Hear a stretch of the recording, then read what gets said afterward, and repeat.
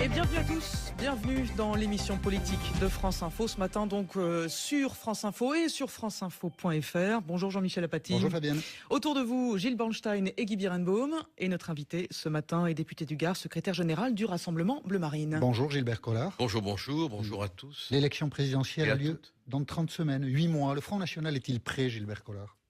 Je pense que le Front National est non seulement prêt dans sa doctrine, mais aussi dans son attitude. Parce que dans cette espèce d'opérette médiatique où chaque homme politique joue son rôle de général boum boum, nous avons réussi à nous maintenir dans une espèce de dignité du débat. C'est-à-dire que...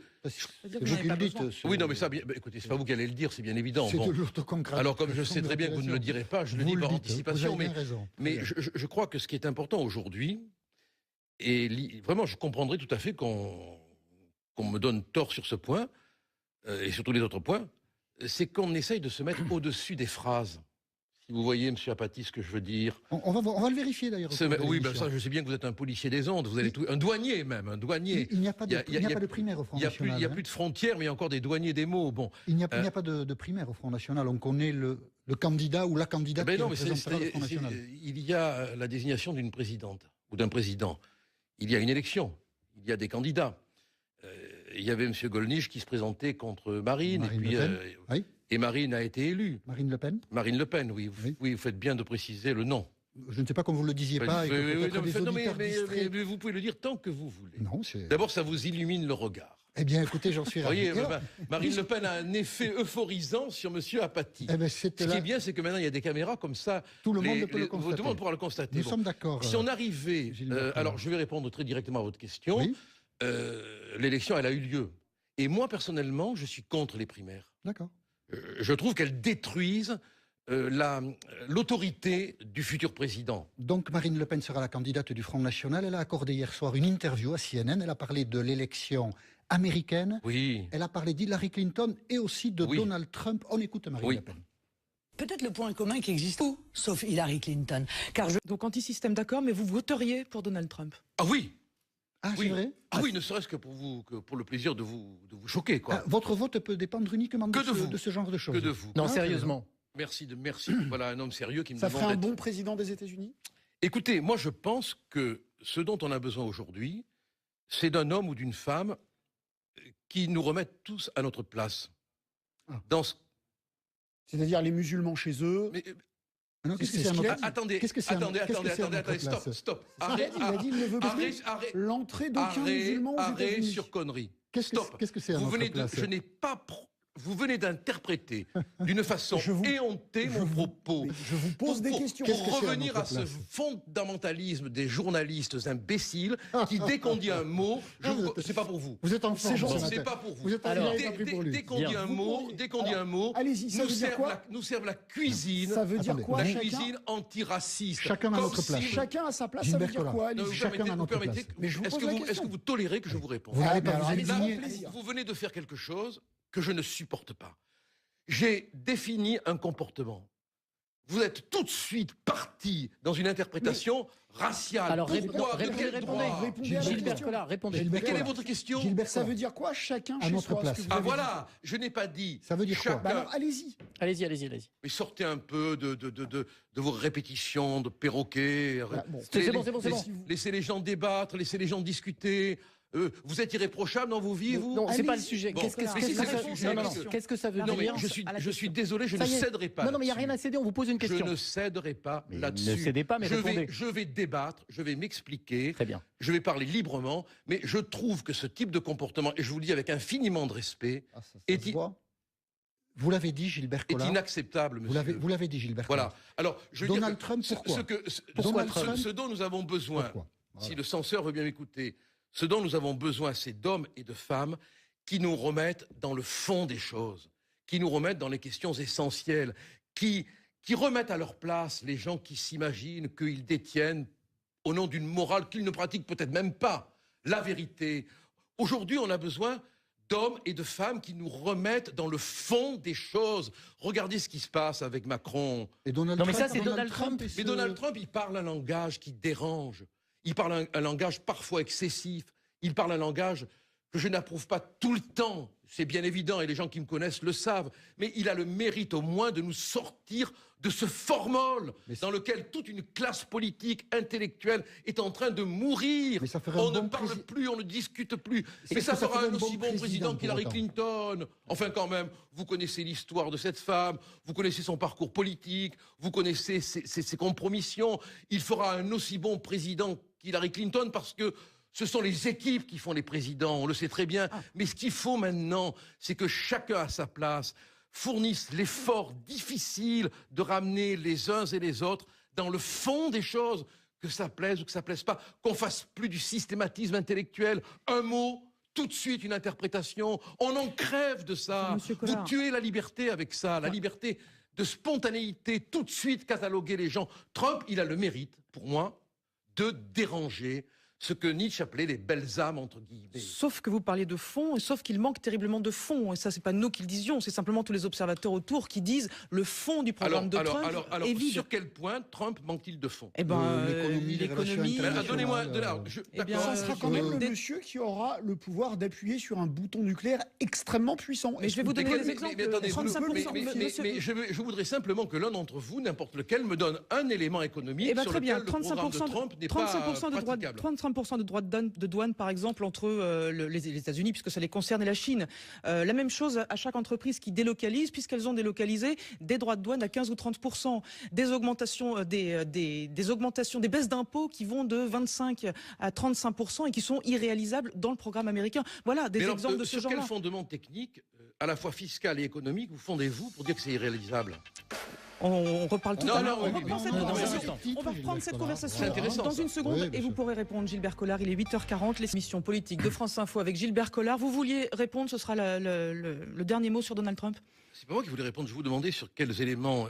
Non, je vous disais, voilà quel est le programme. Là, vous répétez ce que les démocrates écrivent dans leurs journaux. Bon, mais nous allons devenir intelligents, a dit Trump. Bon. Je dirais, on peut considérer que c'est très prétentieux de sa part. Mais il s'agit simplement d'adapter, je crois, avec parfois, je le concède et je le désapprouve, des excès. Il s'agit d'adapter une économie à la réalité du mondialisme.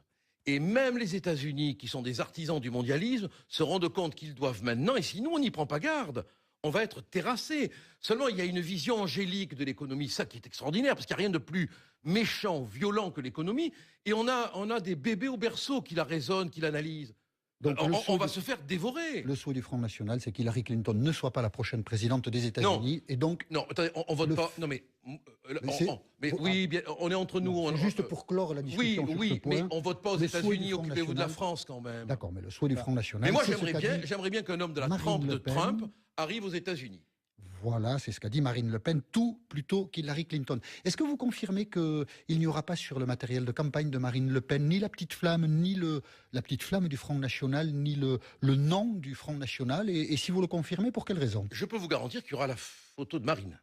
Oui, d'accord. C'est pas la question. Voilà, c'est pas la question. Mais il est probable, je ne peux pas le certifier parce que la décision n'a pas encore été entérinée, que ces logos, comme on dit, n'y seront pas. Je ne peux pas le certifier. Pour quelle raison une réflexion est-elle engagée? Qu'est-ce qui la motive? Mais vous savez que moi, je l'ai un peu initié il y a fort longtemps. On en avait du reste une fois discuté. Parce qu'on veut se situer dans l'intérêt général, au-delà de ces petites chamailleries de partisanerie politique dont on voit aujourd'hui les méfaits. Je dirais que c'est un peu grâce à Hollande qu'on en arrive là, parce qu'il a complètement déstructuré la politique et que les Françaises et les Français veulent se retrouver dans un ailleurs qui pourrait être une synthèse non pas des caricatures politiques, mais des intérêts de la nation. Bon, est-ce que c'est une façon de dire que le passé du Front National est encombrant? Tout passé est encombrant. C'est vrai? Sinon on n'aurait pas d'inconscience. Tout passé est encombrant. Celui du Front National est encombrant. Je dis que tout passé est encombrant. Le passé du Parti communiste est très encombrant. Quand vous pensiez qu'il voulait interner du temps de M. Duclos, où il y avait M. Laurent Père, du reste. Il y avait M. Laurent Père. Oui, enfin, personne n'est comptable des activités de son père. Vous êtes bien placé pour le savoir au Front National. Alors là, moi, vous voyez, ne faites pas la même chose que ce que vous reprochez aux autres. Ah, mais je ne leur reproche pas, moi. Au contraire, je suis en train de le citer pour démontrer qu'on peut avoir appartenu à un mouvement qui voulait enfermer les homosexuels. en psychiatrie et évoluer. Voilà, nous avons le droit à la même évolution. Hein. En tout cas, le mouvement évolue graphiquement. Voilà. Est-ce que vous y avez adhéré finalement ou pas au Front National? Non, parce que, mais moi, alors que les choses soient claires, je suis au Front National. De cœur. Mais sans carte. Mais je n'ai pas la carte parce que Marine, à juste titre, je l'ai dit 100 fois, Marine Marine Le Pen, pardon, excusez-moi, hein. il n'aime pas les prénoms. Je sais pas, vous avez du mal à dire Marine Le Pen. Voilà, ça, je comprends. Oui, c'est vrai. C'est vrai. Bien vu. Pourquoi? Oui. Bien vu. On va sonder Parce votre que inconscient, Gilbert Collard. j'aime beaucoup plus Marine que Le Pen. Ah. Voilà, j'ai le droit. Ah, mais... On a le droit d'aimer beaucoup plus un prénom. D'abord, Mariste, Marine, Marianne, vous voyez, il y a tellement de signifiants républicains et religieux là-dedans que je m'y laisse facilement attirer, c'est vrai. Parce qu'on oublie qu'une chose à propos de la polémique entre Valls et le saint de Marianne, c'est que Marie-Anne, c'est un prénom profondément chrétien. Marie, c'est la Vierge et Anne, c'est sa mère. À part ça, on n'a pas de fondement judéo-chrétien. Vous aimez beaucoup plus Marine que Le Pen. Gilles Bornstein. Vous êtes prêt, avez-vous dit, le Front National est prêt. Parlons programme. La retraite à 60 ans qui figure dans le programme, ça y est toujours. Vous êtes pour, c'est sérieux, c'est réaliste? Oui, je suis pour. Bon, le programme va être dévoilé par Marine, hein, ce n'est pas à moi Après, on le commentera, on débattra, on en discutera, mais c'est à elle qui est réservé. Vous ne sont pas très enthousiaste sur la retraite à 60 ans? Pourtant, vous ne faites pas votre âge, hein. Mais non, vous l'appliquerez pas. Non, vraiment. Non, mais là encore, vous me sentez pas tellement enthousiaste. Mais répondez-moi, est-ce que... Non, mais écoutez, je vais vous répondre tout de suite, monsieur l'olfactif. L'intellectuel olfactif. Je trouve que c'est une très bonne chose. Mais moi, je pense qu'on doit discuter là-dessus. Je pense qu'on peut trouver peut-être des aménagements. Mais c'est la question des annuités, vous savez bien, on ne va pas partir dans le débat sur la retraite. Mais moi, je pense que ça peut être mis en application. Le programme du Front National est-il économiquement un peu trop de gauche? Non, d'autant que vous ne le connaissez pas encore dans sa formule présidentielle, en quelque sorte. C'est pour ça qu'on vous pose la question. Et vous verrez, mais moi vous savez, si avoir un programme de gauche, là encore, c'est une captation des mots. Qu'est-ce que vous entendez par programme de gauche? Retraite à 60 ans, en général, c'est la gauche qui disait ça et la droite disait non. Et parce que augmentation des petits salaires, la gauche le disait, on n'aurait pas le droit de le dire. Ah, mais le droit, vous avez tous les droits, Gilbert Collard. Essayez, si vous voulez. Vous ne vous en privez pas ce matin, d'ailleurs, d'utiliser vos droits. Mais parce que vous êtes un démocrate, tous les droits. Mais absolument. Vous êtes un des rares démocrates. Et je vous remercie de le reconnaître. C'est vrai. Je m'en suis rendu compte tardivement, du reste. On est heureux de ces compliments. Pour en revenir au programme, comment il se fabrique ce programme? Parce que là, je voudrais, en fait, vous discuter entre vous, c'est imposé. Comment ça marche? On a des réunions de travail qui sont sectorisées en quelque sorte, hein, l'économie, la justice, le droit du travail. Et à la fin, Philippot décide. Pardon? Et à la fin, Philippot décide. Non, là encore. Florian Philippot.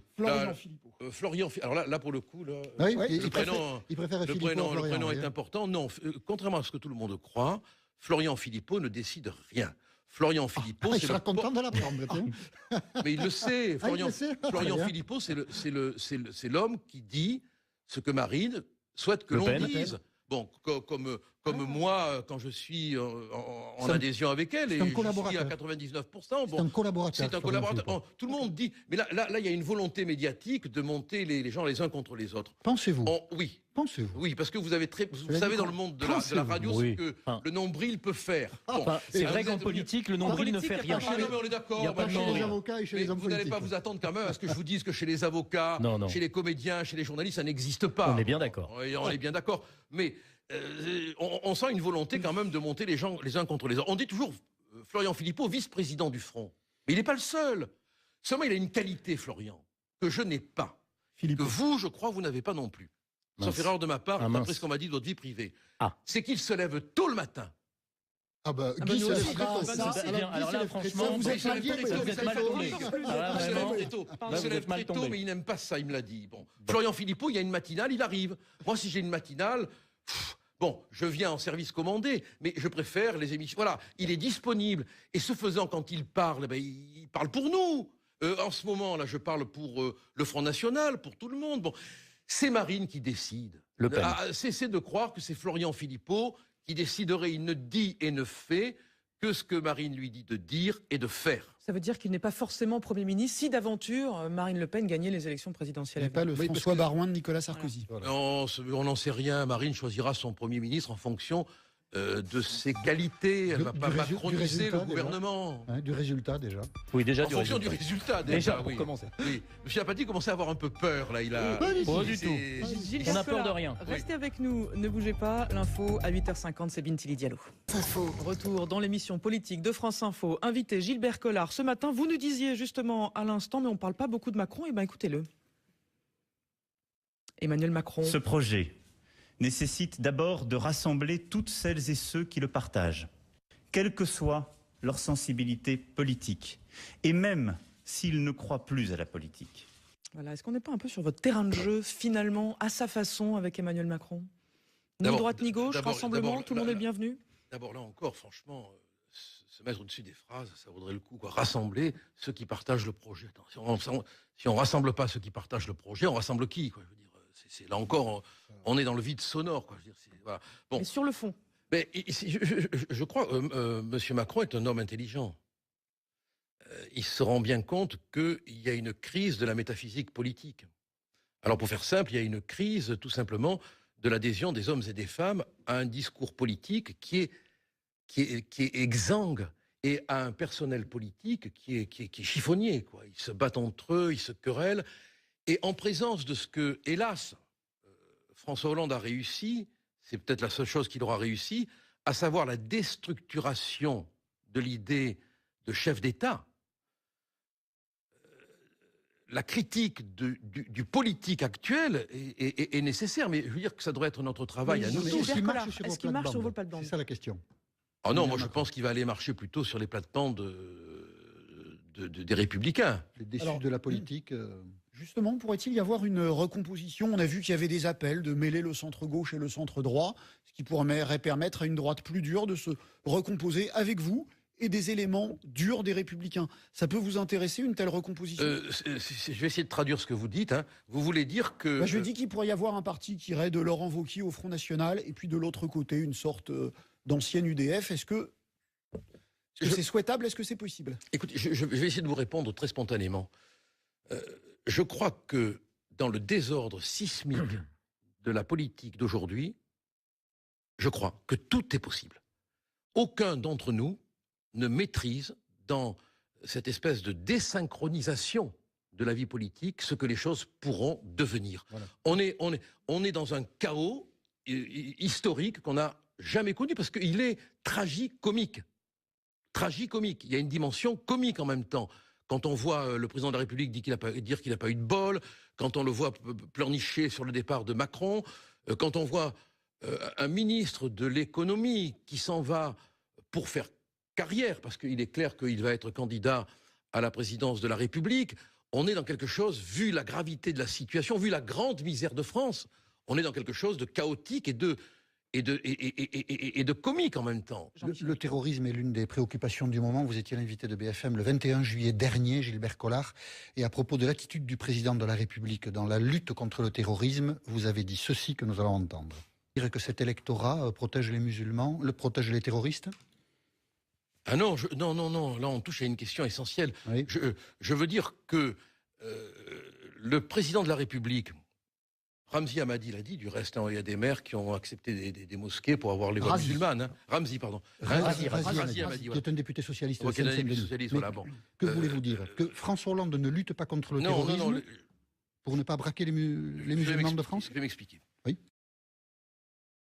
En prenant des mesures qui, par la force des choses, et c'est un peu injuste, et ça l'est inévitablement, touchent à la sphère religieuse, de mécontenter des hommes et des femmes qui n'ont rien à voir avec le terrorisme, mais qui, par le biais inconscient, le mécanisme inconscient de l'adhésion à une religion, se sentent visés. C'est inéluctable. C'est malheureux, mais cependant, c'est ce qu'il faudrait faire. Et quelles mesures n'a-t-il pas pris pour cette raison, d'après vous, Gilbert Collard? Mais les expulsions, par exemple. Les expulsions de qui? Les expulsions de tous ceux qui présentaient un signe terroriste. Moi, je ne parle même pas de ces fiches S, qui sont un désordre monumental et qui devraient devenir des fiches T. Et vous pensez que s'ils les expulsent, ils perdent le vote des Français musulmans? Mais oui, parce qu'il y a un effet sonore. Monsieur Apathy, je peux avoir tort. Je peux avoir tort. Mais n'ayez pas la certitude d'avoir raison. Mais non, je vous pose une question. Non, mais je le vois à votre mimique. Bon, attendez, je suis pas complètement blaireau. Je vois bien que vous désapprouvez ce que je dis. Bon, mais pas du tout. Mais vous avez le droit en plus. Mais vous avez le droit. Mais quand je vous pose une question. Quand on prend une décision, il y a un effet d'onde et elle a forcément un impact sur les gens qui vivent loin du terrorisme, mais dans leur religion, une espèce de sentiment qu'on les attaque, il ne faut pas avoir peur de ça. On pourra en revenir au burkini. Bon, le burkini, c'est intolérable. Comment peut-on discuter de ce vêtement qui aliène le corps de la femme, qui nous renvoie à des années en arrière? Comment peut-on l'accepter? Gilbert Collard, vous avez un gouvernement avec un Premier ministre qui approuve les maires qui ont passé des arrêtés, et après c'est le Conseil d'État qui tranche. C'est 3 magistrats. Vous êtes un ancien avocat, vous vous souvenez de ça s'appelle le droit. L'état de droit. Oui. C'est le droit. Ça s'appelle l'état juridictionnel. C'est très différent. L'état de droit. Oui, c'est l'état interprétatif du droit. Je vous renvoie au colloque de philosophie du droit. C'est dit. Et je vous renvoie à la phrase de Winston Churchill. À part ça, on n'a rien de. Non, mais moi je suis. Mais moi j'ai toujours dit que même une décision qui me déplaît, je la respecte. Voilà. Bon, point barre. Mais correctif juridique, si je peux me permettre, ce n'est pas une décision qui fait jurisprudence. Non. Attention! Ah non, pas du tout. Non. Parce qu'il faudra attendre que le tribunal administratif en formation collégiale se prononce et que le Conseil d'État en appel de cette décision se prononce. Donc on n'en a pas fini avec cette comédie propagandiste du burkini. Merci Gilbert d'avoir accepté. C'est moi qui vous remercie d'avoir eu l'amabilité. Gilbert Collard. D'avoir accepté l'invitation de France Info. Merci, monsieur Apathy. Merci. Et les joueurs, merci à tous de nous avoir suivis sur France. Et bienvenue à tous. Bienvenue dans l'émission politique de France Info ce matin, donc sur France Info et sur franceinfo.fr. Bonjour Jean-Michel Apathy. Bonjour Fabienne. Autour de vous, Gilles Bornstein et Guy Birenbaum. Et notre invité ce matin est député du Gard, secrétaire général du Rassemblement Bleu Marine. Bonjour Gilbert Collard. Bonjour à tous. L'élection présidentielle a lieu dans 30 semaines, 8 mois. Le Front National est-il prêt, Gilbert Collard? Je pense que le Front National est non seulement prêt dans sa doctrine, mais aussi dans son attitude. Oui, vous faites bien de préciser le nom. Je ne sais pas comme vous le disiez pas. Mais vous pouvez le dire tant que vous voulez. Non, d'abord, ça vous illumine le regard. Eh bien, écoutez, j'en suis ravi. Vous voyez, Marine Le Pen a un effet euphorisant sur M. Apathy. Ce qui est bien, c'est que maintenant, il y a des caméras comme ça. Tout le monde peut le constater. Tout le monde pourra le constater. Nous sommes d'accord. Si on arrivait... alors, je vais répondre très directement à votre question. Oui. L'élection, elle a eu lieu. Et moi, personnellement, je suis contre les primaires. D'accord. Je trouve qu'elles détruisent l'autorité du futur président. Donc Marine Le Pen... C'est qu'on essaye de se mettre au-dessus des phrases. Si vous voyez, M. Apathy, ce que je veux dire. On va le vérifier d'ailleurs. Oui, ça, je sais bien que vous êtes un policier des ondes. Vous allez un douanier même, un douanier. Il n'y a pas de primaire au Front National. Il n'y a plus de frontières, mais il y a encore des douaniers des mots. Bon. Il n'y a pas de primaire au Front National. On connaît le candidat ou la candidate qui représentera le Front National. Il y a la désignation d'une présidente ou d'un président. Il y a une élection. Il y a des candidats. Il y avait M. Gollnisch qui se présentait contre Marine. Et Marine a été élue. Marine Le Pen? Marine Le Pen, oui. Le Pen sera la candidate du Front National. Elle a accordé hier soir une interview à CNN. Elle a parlé de l'élection américaine. Oui. Elle a parlé d'Hillary Clinton et aussi de Donald Trump. On écoute Marine Le Pen. Peut-être le point commun qui existe tout, sauf Hillary Clinton. Donc anti-système, d'accord, mais vous voteriez pour Donald Trump? Ah oui. Ah, c'est vrai? Oui, ne serait-ce que pour le plaisir de vous choquer, quoi. Votre vote peut dépendre uniquement de ce genre de choses. Que de vous. Non, sérieusement. Merci. Voilà un homme sérieux qui me demande. Ça ferait un bon président président des États-Unis? Écoutez, moi je pense que ce dont on a besoin aujourd'hui, parce que dans cette espèce d'opérette médiatique où chaque homme politique joue son rôle de général boum boum, nous avons réussi à nous maintenir dans une espèce de dignité du débat. C'est-à-dire que... Oui, non, mais ça, écoutez, c'est pas vous qui allez le dire, c'est bien évident. C'est de l'autoconcret. Alors, comme je sais très bien que vous ne le direz pas, je le dis par anticipation, mais je crois que ce qui est important aujourd'hui, et vraiment, je comprendrais tout à fait qu'on me donne tort sur ce point, et sur tous les autres points,